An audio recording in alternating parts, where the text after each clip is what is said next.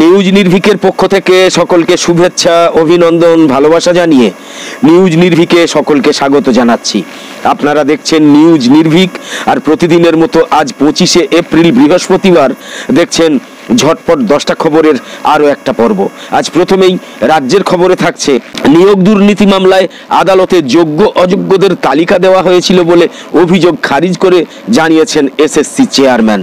News নির্ভীকের ঝটপট 10টা খবরের প্রথম এই খবর ছাড়াও প্রথমে পশ্চিমবঙ্গের আঞ্চলিক খবর, তারপর ভারতের জাতীয় খবর এবং সবশেষে বিশ্বের আন্তর্জাতিক খবর মিলিয়ে আরও গুরুত্বপূর্ণ যে খবরগুলো থাকছে সেগুলো হলো, তমলুকে মমতা বন্দ্যোপাধ্যায় বলেছেন, চ্যালেঞ্জ করছি এই গাদ্দার, যদি ক্ষমতা থাকে 4টে শ্বেতপত্র প্রকাশ করতে বল। বিজেপি সভাপতি জেপি নাড্ডার বিরুদ্ধে বিস্ফোরক অভিযোগ করে তেজস্বী যাদব বলেছেন, বিহারে ভোটারদের জন্য জেপি নাড্ডা 5 ব্যাগ টাকা নিয়ে এসেছেন। ভারতের 18তম লোকসভা নির্বাচনের প্রচার মঞ্চ থেকে সমানে চলছে নরেন্দ্র মোদী এবং অমিত শাহের বেহিসাব ঘৃণা ভাষণ। ইরান নিয়ে মার্কিন নিষেধাজ্ঞার হুঁশিয়ারি থাকা সত্ত্বেও ইব্রাহিম রাইসির 3 দিনের পাকিস্তান সফরে 8টা দ্বিপাক্ষিক সমঝোতাপত্র স্বাক্ষরিত হয়েছে। দ্বিরাষ্ট্র সমাধান বাস্তবায়ন করা হলে হামাস অস্ত্র ছাড়তে রাজি বলে মন্তব্য করেছেন হামাসের অন্যতম নেতা খলিল আল হায়া। ইসরায়েল এবং ইউক্রেনকে বৈদেশিক সহায়তা বিলে সই করেছেন আমেরিকার প্রেসিডেন্ট জো বাইডেন। ইরানের সর্বোচ্চ নেতা আয়াতুল্লাহ সৈয়দ আলী খামেনেই বুধবার তেহরানে শ্রমিকদের এক বৈঠকে বলেছেন, মহান ইরানি জাতি আমেরিকার কাছে কখনোই আত্মসমর্পণ করবে না। ইসরায়েলি প্রধানমন্ত্রী বেঞ্জামিন নেতানিয়াহুর পদত্যাগ দাবি করেছেন আমেরিকার প্রতিনিধি পরিষদের প্রাক্তন স্পিকার ন্যান্সি পেলোসি। সব মিলিয়ে নিউজ নির্ভীকের ঝটপট 10টা খবরের আজকের পর্বে দেখে নিন এমনই সব গুরুত্বপূর্ণ কম বেশি 10টা খবর। নিয়োগ দুর্নীতি মামলায় আদালতে যোগ্য অযোগ্যদের তালিকা দেওয়া হয়েছিল বলে অভিযোগ খারিজ করে দিয়ে জানিয়েছেন এসএসসি চেয়ারম্যান। যোগ্য অযোগ্যদের তালিকা দেওয়া হয়েছিল আদালতে, অভিযোগ খারিজ করে জানিয়েছেন এসএসসি চেয়ারম্যান সিদ্ধার্থ মজুমদার।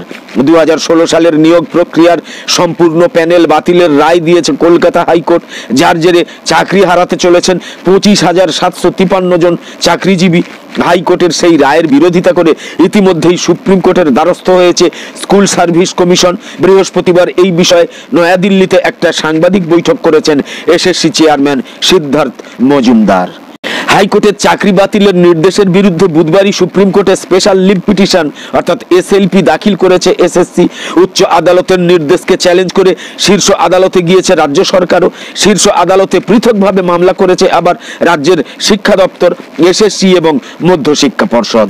আদালতের তরফে এসএসসির বিরুদ্ধে অসহযোগিতার অভিযোগ প্রসঙ্গে এসএসসি চেয়ারম্যান বলেছেন, 13ই ডিসেম্বর প্রথম হলফনামা দেওয়া হয়, সেখানে থাকা একটা পয়েন্টে সন্তুষ্ট হয়নি আদালত, আবারও হলফনামা দিতে বলা হয়। পরবর্তীতে 18ই ডিসেম্বর আরো একটা হলফনামা দেন তিনি। তাতে নবম দশমে 775 জনের সুপারিশপত্র রুল 17 প্রয়োগ করে প্রত্যাহার বা বাতিল করা হয়েছিল, সেই তালিকাও নাকি দেওয়া হয়। খোদ এসএসসি চেয়ারম্যান হাইকোর্টে উপস্থিত হয়েছিলেন। পরবর্তীতে একটা স্ট্যাটিস্টিক্যাল রিপোর্ট দেওয়া হয়। সিদ্ধার্থবাবু জানিয়েছেন, ওই রিপোর্টে 775 জনের নাম তো ছিলই, আরও 33 জন যাদের সুপারিশপত্র বাতিল করা হয়নি, ওএমআর সিট নিয়ে সমস্যা ছিল, তাদের নাম রোল নাম্বার জমা করা হয়। নবম দশমের আরও 183 জনের নাম দেওয়া হয় যাদের কিছু সমস্যা ছিল। এদিকে একাদশ দ্বাদশ শ্রেণীর 771 জনের বিভিন্ন রকম ইস্যু ছিল, তাদের নামও জমা দেওয়া হয়েছিল। অর্থাৎ এসএসসির দাবি, এসএসসি যোগ্য অযোগ্যদের তালিকা দিয়েছিল, কিন্তু আদালত তাতে সন্তুষ্ট হয়নি, যার পরিণতিতে এই চাকরি বাতিল।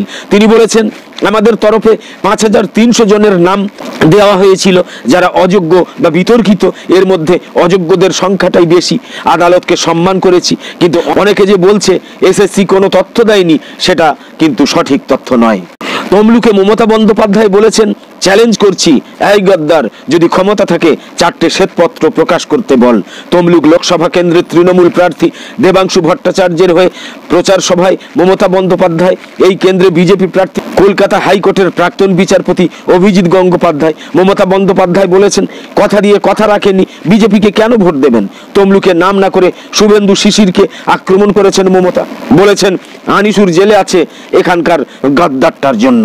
মমতা বন্দ্যোপাধ্যায় বলেছেন 15 লক্ষ টাকা দেবে বলেছিল, দেয়নি। বেকারদের চাকরি দেবে বলেছিল, দেয়নি, উল্টে চাকরি খেয়েছে।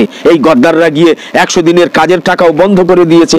হাইকোর্টের প্রাক্তন বিচারপতি এবং তমলুকের বিজেপি প্রার্থী অভিজিৎ গঙ্গোপাধ্যায়কে আক্রমণ করে মমতা বন্দ্যোপাধ্যায় বলেছেন, লজ্জা ঢাকুন, দেহত্যাগ করুন। মমতা বলেছেন, আমাকে পদত্যাগ করতে বলার আগে নিজে দেহত্যাগ করুন, আগে নিজের লজ্জা ঢাকুন, আপনি বিচারালয়ের কলঙ্ক। বিজেপি সভাপতি জেপি নাড্ডার বিরুদ্ধে বিস্ফোরক অভিযোগ করে তেজস্বী যাদব বলেছেন, বিহারে ভোটারদের জন্য জেপি নাড্ডা 5 ব্যাগ টাকা নিয়ে এসেছেন। বিজেপি সভাপতি জেপি নাড্ডার বিরুদ্ধে বিস্ফোরক অভিযোগ করেছেন তেজস্বী যাদব। তিনি বলেছেন, বিহারে ভোটারদের জন্য জেপি নাড্ডা 5 ব্যাগ টাকা নিয়ে এসেছেন। এই টাকা যেখানে যেখানে ভোট হচ্ছে সেখানে তিনি বিতরণ করছেন, এজেন্সি তাকে সহায়তা করছে। দিল্লি থেকে তিনি 5 ব্যাগ টাকা নিয়ে এসেছেন। বিহারের প্রাক্তন উপমুখ্যমন্ত্রী তেজস্বী যাদব প্রধানমন্ত্রীকে কটাক্ষ করে আরো বলেছেন, সোনার দাম দেখুন কোথায় গিয়েছে, মহিলাদের গলায় মঙ্গলসূত্র নেই, ছিনতাইয়ের ভয় তারা ভীত। তবে কংগ্রেস এবং আরজেডি প্রতিশ্রুতি দিয়েছে সাধারণ মানুষের অধিকার ছিনিয়ে নিয়ে আসবে। এনডিএ এবং ইন্ডিয়ার মধ্যে সাধারণ মানুষ কাকে বেছে নেবে তার উত্তরের অপেক্ষায় রয়েছে গোটা দেশ। ভারতের 18তম লোকসভা নির্বাচনের প্রচার মঞ্চ থেকে সমানে চলছে নরেন্দ্র মোদী এবং অমিত শাহের বেহিসাব ঘৃণা ভাষণ। বিজেপি নেতা এবং প্রধানমন্ত্রী নরেন্দ্র মোদী রাজস্থানে তীব্র মুসলিম বিদ্বেষী ভাষণ দেওয়ার পরেও অনেকে মনে করেছিলেন যে মোদীজির মুসলিম বিদ্বেষ, নফরত প্রচার এবং ভোটে স্বার্থ হাসিলের জন্য হয়তো তার সাম্প্রদায়িক প্রচারণার তীব্রতা একটু হলেও হ্রাস করবেন। কিন্তু কে শোনে কার কথা? কারণ মোদীজি এবং তার সহযোগীরা স্পষ্টই খুঁজে পেয়েছেন তুরুপের তাস, আর সেটা হচ্ছে মুসলিমদের সম্পর্কে ঘৃণা প্রচার। মোদীজি বুধবার ছত্তিশগড়ে এসে বলেছেন, কংগ্রেস পরিচালিত কর্ণাটক সরকার বেআইনিভাবে মুসলিমদের ওবিসি কোটায় অন্তর্ভুক্ত করেছে, তার ফলে ওবিসিদের বঞ্চিত করা হয়েছে। কংগ্রেস ওবিসিদের ভবিষ্যৎ নষ্ট করছে। আমাদের সংবিধান কখনোই ধর্মের ভিত্তিতে সংরক্ষণকে স্বীকার করে না। আম্বেদকরও এর বিরোধী ছিলেন। কংগ্রেস এই সংরক্ষণ ব্যবস্থা চালু করে আম্বেদকরের পিঠে ছুরি মেরেছে বলে অভিযোগ করেন নরেন্দ্র মোদী। মোদীজি খ্রিস্টানদের বিরুদ্ধেও যে কতটা সক্রিয় তার প্রধান প্রমাণ পাওয়া গিয়েছে মণিপুরে। সেখানে চার্চ জ্বালানো, গ্রাম থেকে উৎখাত, মহিলাদের উপর অত্যাচার কয়েক মাস ধরে এগুলো চললেও মোদীজি একবারও সেখানে গিয়ে নাগরিকদের সান্ত্বনা বা দৃষ্টান্তমূলক কোনো পদক্ষেপ নেননি। মধ্যপ্রদেশ, বেঙ্গালুরু প্রভৃতি স্থানেও খ্রিস্টান এবং চার্চের উপর হামলা চলছে, আর দেশের মুসলিমরা তো তার নিশানায় রয়ে গিয়েছেন। গুজরাটে কি করে মুসলিমদের নিকেশ করতে হয় তার প্রমাণ রেখেছেন মোদীজি।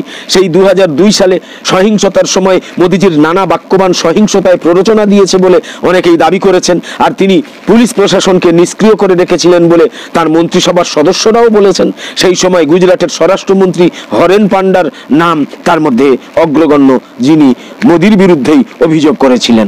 মনে হচ্ছে মোদীজি এবার প্রধানমন্ত্রী হিসেবেও মুসলিম বিদ্বেষ প্রচার করে প্রায় সমগ্র দেশের পরিস্থিতিকে বিষিয়ে তুলতে চাইছেন। একে সম্বল করে তিনি ভোট যুদ্ধে জয়ী হওয়ার চেষ্টা করছেন, কিন্তু এর দ্বারা দেশে বিভাজন তৈরি করে মোদীজি রাষ্ট্রের ঐক্য বিনষ্ট করার পথে হাঁটছেন। তার সংরক্ষণ তো ধর্মের ভিত্তিতেই হয়েছে। হিন্দু ধর্মের শিডিউল কাস্ট, শিডিউল ট্রাইব যারা পিছিয়ে রয়েছেন, বঞ্চিত রয়েছেন, তাদের জন্যই তো সংরক্ষণ, সেটা তো ধর্মের ভিত্তিতেই।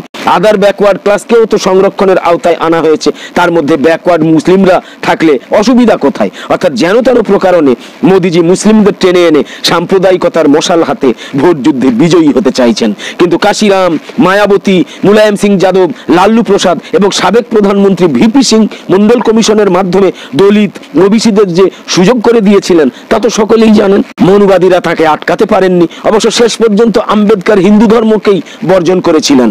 তিনি অনুসারীদের সঙ্গে বৌদ্ধ ধর্ম গ্রহণ করেছিলেন। দ্বিতীয়ত মোদীজির আর একটা বেশরম মিথ্যা হলো কর্ণাটকে মুসলিমদের সংরক্ষণ দেওয়ার জন্য অন্য ওবিসি বা দলিতদের সংরক্ষণে কোনো হাত দেওয়া হয়নি, তাদের কোটা হ্রাস করা হয়নি, বরং মুসলিমদের জন্য এর বাইরে আলাদা সংরক্ষণ দেওয়া হয়েছে। তবে দেশীয় মুসলিমদের বিরুদ্ধে ঘৃণা বিদ্বেষ প্রচার করলেও বিজেপি শাসিত রাজ্যগুলোতে মুসলিমদের মসজিদ, মাদ্রাসা এবং ঘরবাড়িতে বুলডোজার চালানো হলেও মোদীজি কিন্তু বিদেশি মুসলিম রাজা, বাদশাহ, সুলতানদের খুবই ভালোবাসেন। আরব আমিরাতের প্রেসিডেন্ট, কাতারের আমির, সৌদি আরবের বাদশাহ, ওমানের সুলতান সকলেই কিন্তু তার ভীষণ প্রিয়। তাদের সঙ্গে গলাগলি এবং কোলাকুলি করতে তিনি খুবই পছন্দ করেন। তার আপত্তি কেবল দেশি মুসলিমদের নিয়ে। বিদেশি ব্র্যান্ড হলে তার আপত্তি নয়, বরং তাদের প্রতি রয়েছে দেদার প্রেম। প্রধানমন্ত্রী মোদীজির দোসর অমিত শাহ কিন্তু কম যান না। মঙ্গলবার তিনি ভোট প্রচারে এসেছিলেন উত্তর দিনাজপুরের করণদিঘিতে। হেলিকপ্টারে এখানে নেমে তিনি ভাষণে বলেছেন, বাংলায় গতবার লোকসভা ভোটে পশ্চিমবাংলা আমাদের 18টা আসন দিয়েছিল, আর আমরা এর পরিবর্তে আপনাদের অযোধ্যায় রাম মন্দির উপহার দিয়েছি।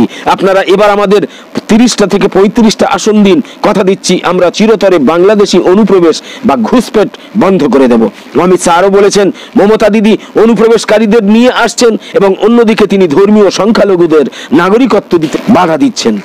আপনাদের ভোট পেলে আমরা সিএএ করবই, এনআরসি করবই, কেউ বাধা দিতে পারবে না। আর এক্ষেত্রে আমরা বাংলাদেশি অনুপ্রবেশ সম্পূর্ণ বন্ধ করে দেব। এখানেও দেখা যাচ্ছে স্বরাষ্ট্রমন্ত্রী অমিত শাহ নির্বাচনে নিষিদ্ধ ধর্মের তাসই খেলছেন। বলছেন, আমরা রাম মন্দির তৈরি করে দিয়েছি, তাই আমাদের ভোট দিন। এরপর তার বক্তব্য, আপনাদের কাছ থেকে আরও আসন পেলে আমরা এই অঞ্চলে বাংলাদেশি অনুপ্রবেশ সম্পূর্ণ বন্ধ করে দেব। বর্তমানে সীমান্ত রক্ষার দায়িত্ব কিন্তু এই অমিত শাহের অধীনে থাকা বিএসএফ এর। তাহলে কি করে অনুপ্রবেশ ঘটছে? কতজন অনুপ্রবেশকারীকে ফেরত পাঠানো হয়েছে? হিসাব দিন। আসলে তিনি বাংলাদেশি অনুপ্রবেশকারী বলতে মুসলিমদের বুঝিয়েছেন, যারা আদৌ বাংলাদেশি নয়। দুঃখের বিষয়, দিনাজপুরে তার শ্রোতা দর্শকরা তাই হয়তো তার বক্তব্য পুরোপুরি বুঝতে পারেননি, কিংবা সেজন্যই হয়তো সেখানে যারা বাংলাদেশ থেকে বিভিন্ন সময় এসেছেন তাদের অধিকাংশই হচ্ছেন হিন্দু। অমিত শাহের বক্তব্য শুনে তারা তাই ভাবছেন, আমাদেরও না আবার বাংলাদেশি একখা দিয়ে তাড়িয়ে দেওয়া হয়। ফলে বারবার জিজ্ঞাসা করা সত্ত্বেও অমিত শাহ করণদিঘিতে জমায়েত শ্রোতাদের তেমন কোনো সাড়া পাননি। হয়তোবা খানিকটা উল্টো বুঝলি রামের মতো ঘটনা ঘটেছে, অবস্থা হয়েছে। মাঝে মধ্যে চালাকিও ব্যাক ফায়ার করে, আর অনুপ্রবেশের বিষয়টাও হয়তো তাই হয়েছে। কিন্তু মোদী অমিত শাহদের সাম্প্রদায়িক ঘৃণা প্রচার দেশের আবহাওয়া কতটা কলুষিত করলো তা হয়তো সামান্য কিছুদিনেই বোঝা যাবে। ইরান নিয়ে মার্কিন নিষেধাজ্ঞার হুঁশিয়ারি থাকা সত্ত্বেও ইব্রাহিম রাইসির 3 দিনের পাকিস্তান সফরে 8টা দ্বিপাক্ষিক সমঝোতাপত্র স্বাক্ষরিত হয়েছে। ইরানের সাথে বাণিজ্যিক চুক্তির পথে হাঁটলে নিষেধাজ্ঞার মুখে পড়ার ঝুঁকির কথাও মাথায় রাখতে হবে। ইরানের প্রেসিডেন্ট ইব্রাহিম রাইসির ইসলামাবাদ সফরের পরে ঠিক এই ভাষাতেই আমেরিকা যুক্তরাষ্ট্র হুঁশিয়ারি দিয়েছে পাকিস্তানকে। এই হুঁশিয়ারি পাকিস্তানের ব্যালিস্টিক ক্ষেপণাস্ত্র তৈরির প্রকল্পের পথে বাধা তৈরি করতে পারে বলেও আশঙ্কা থাকছে। ইসরায়েলকে নিশানা করে আকাশপথে ইরানের সাম্প্রতিক হামলা নিয়ে আলোচনা সবখানে। এরপরে রইসির 3 দিনের পাকিস্তান সফরে 8টা দ্বিপাক্ষিক সমঝোতাপত্র স্বাক্ষরিত হয়েছে। তারপরেই আমেরিকা যুক্তরাষ্ট্রের পররাষ্ট্র দপ্তরের মুখ্য উপসচিব বেদান্ত প্যাটেল এক সংবাদ সম্মেলনে বলেছেন, গণবিধ্বংসী অস্ত্র কেনার নেটওয়ার্ক বিস্তার যেখানেই ঘটবে আমরা সেখানে বাধা দেব এবং ব্যবস্থা নেব। ইরানের সাথে ব্যবসায়িক চুক্তিতে যারা যাবে তাদের বলবো, নিষেধাজ্ঞার কোপে পড়ার সম্ভাব্য ঝুঁকির কথাটাও কিন্তু মাথায় রাখতে হবে। দ্বিরাষ্ট্র সমাধানের বাস্তবায়ন করা হলে হামাস অস্ত্র ছাড়তে রাজি বলে মন্তব্য করেছেন হামাসের অন্যতম নেতা খলিল আল হায়া।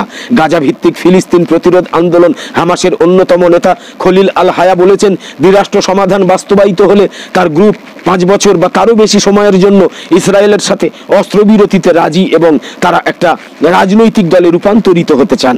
বার্তা সংস্থা এপি এই খবর প্রকাশ করেছে। ইস্তাম্বুলে এপির সাথে এক সাক্ষাৎকারে তিনি এই মন্তব্য করেছেন। তিনি বলেছেন, হামাস গাজা এবং পশ্চিম তীরে একটা ঐক্যবদ্ধ সরকার গঠনে অংশগ্রহণ করতে চায়। তিনি বলেছেন, দখলদারদের বিরুদ্ধে লড়াইকারী সব মানুষের অভিজ্ঞতা হলো যখন তারা স্বাধীনতা হাসিল করে এবং তাদের অধিকার এবং রাষ্ট্র অর্জন করে, তখন এইসব বাহিনী কি করে? তারা রাজনৈতিক দলে পরিণত হয়। তখন তাদের আত্মরক্ষা বাহিনী তখন জাতীয় সেনাবাহিনীতে পরিণত হয়। আল হায়া আরো বলেছেন, রাফায় ইসরায়েলের পরিকল্পিত হামলাটা হামাসকে কখনোই ধ্বংস করতে পারবে না। ইসরায়েল এবং ইউক্রেনকে বৈদেশিক সহায়তা বিলে সই করেছেন আমেরিকার প্রেসিডেন্ট জো বাইডেন। বিলে ইউক্রেন, ইসরায়েল, তাইওয়ান এবং ভারত প্রশান্ত মহাসাগরীয় অঞ্চলে মার্কিন অংশীদারদের প্রধানত সামরিক সহায়তা দেওয়ার কথা উল্লেখ রয়েছে। এর আগে কয়েক মাস ধরে এই সহায়তা দেওয়া নিয়ে ওয়াশিংটনে অচলাবস্থা চলার পর গত মঙ্গলবার কংগ্রেসের উচ্চকক্ষ সিনেটে সহজেই বিলটা অনুমোদিত হয়। বিলটা আইনে পরিণত হওয়াকে স্বাগত জানিয়ে গতকাল বুধবার যুক্তরাষ্ট্রের প্রেসিডেন্ট জো বাইডেন বলেছেন, এটা বিশ্ব শান্তির জন্য একটা শুভ দিন। এই পদক্ষেপ আমেরিকা যুক্তরাষ্ট্রকে আরো নিরাপদ করলো বলেও মন্তব্য করেছেন তিনি। ফিলিস্তিনের গাজায় ইসরায়েলের নজিরবিহীন ধ্বংসযজ্ঞ এবং হত্যাকাণ্ড চলতে থাকার প্রেক্ষাপটে দেশটাকে মার্কিন সহায়তা দেওয়া সীমিত করতে বিভিন্ন মহল থেকেই ক্রমে আরো বেশি আহ্বান জানানো হচ্ছিল। কিন্তু সেই সব আহ্বান এবং গাজায় ইসরায়েলি যুদ্ধ নিয়ে ক্ষোভ উপেক্ষা করেই ইসরায়েলকে সহায়তার বিলটা পাস এবং পরে তা আইনে পরিণত করা হলো। বিলের আওতায় ইসরায়েলকে অতিরিক্ত 1000 $3,700 কোটি মানবিক সহায়তা দেবে আমেরিকা যুক্তরাষ্ট্র গাজায় ইসরায়েলি আগ্রাসনে। এরই মধ্যে আপনারা জানেন 34,000-এরও বেশি মানুষ নিহত হয়েছেন, যাদের বেশিরভাগ নারী এবং শিশু। ইরানের সর্বোচ্চ নেতা আয়াতুল্লাহ সাইয়েদ আলী খামেনেই বুধবার তেহরানে শ্রমিকদের এক বৈঠকে বলেছেন, মহান ইরানি জাতি আমেরিকার কাছে আত্মসমর্পণ করবে না। তেহরানে হাজার হাজার শ্রমিকের সঙ্গে এক বৈঠকে তিনি বলেছেন, ইরানের বিরুদ্ধে পশ্চিমাদের চাপ এবং নিষেধাজ্ঞার উদ্দেশ্য হলো ইরানকে তাদের সামনে নতজানু করা এবং তাদেরকে পুরোপুরি অনুসরণে বাধ্য করা। কিন্তু ইতিহাস ঐতিহ্যের অধিকারী মহান ইরানি জাতি এবং ইসলামী প্রজাতন্ত্র গুন্ডামি এবং বাড়াবাড়ির সামনে নত হবে না এবং নিষেধাজ্ঞাকে সুযোগে পরিণত করে উজ্জ্বল ভবিষ্যৎ নির্মাণ করবে। শ্রম এবং শ্রমিক সপ্তাহ উপলক্ষে ইরানের সর্বোচ্চ নেতার সঙ্গে শ্রমিকদের এই বৈঠক অনুষ্ঠিত হয়। ইসরায়েলি প্রধানমন্ত্রী বেঞ্জামিন নেতানিয়াহুর পদত্যাগ দাবি করেছেন আমেরিকার প্রতিনিধি পরিষদের প্রাক্তন স্পিকার ন্যান্সি পেলোসি। আয়ারল্যান্ডের RTI নিউজকে তিনি বলেছেন, ইসরায়েলের আত্মরক্ষার অধিকারকে আমরা স্বীকার করি, কিন্তু গাজা যুদ্ধে যে পরিমাণ মানুষ নিহত হয়েছেন তাদের সংখ্যা খুবই বেশি।